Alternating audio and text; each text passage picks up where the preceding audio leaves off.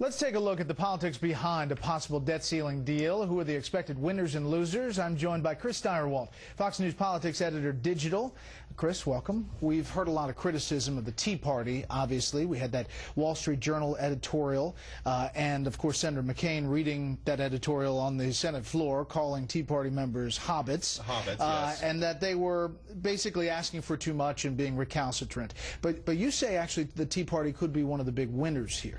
Well, not all the Tea Party necessarily, but there have been some bright lights who have shown through in the Tea Party. I'm not saying there hasn't been a good dose of hobbitry inside the Tea Party movement, but there's also been some people who have demonstrated that they're really interested in governing and can get this done.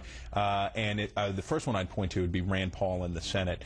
He and Mitch McConnell have been a nice, bad cop and batter cop as they have been pummeling Harry Reid, continuing to try to force votes and continuing to try to demonstrate that they're interested in increasing the debt ceiling and they're not being unreasonable. That's created a lot of pressure for Harry Reid. And in the House, you've got guys like Raul Labrador from Idaho, Alan West from Florida, who are hardcore Tea Party guys, but even though they opposed John Boehner's original deal, gave him the yes vote he needed to get back into the negotiating ring with the president and craft this final answer. So they were willing to be pragmatic. They'll probably vote no in the end, but they were willing to be pragmatic at that key point to get a little better for themselves. And again, we should put the caveat here that we don't know, if this is all going to come together yet, because there's still a lot of votes to be counted when this even comes up for a vote in the Senate, then the House. You've written many times that Washington really seems to be the big loser because everyone is saying, what is going on up there? But as far as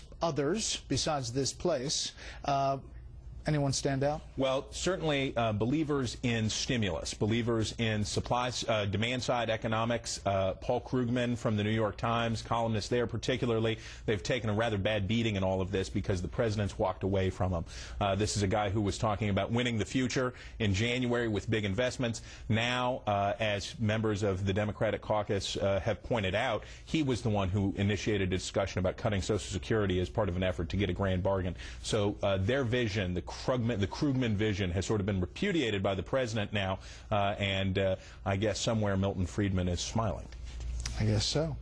Thank you very much, Chris. We'll check in. As always, you can hear more from Chris each weekday on FoxNews.com. Power Play.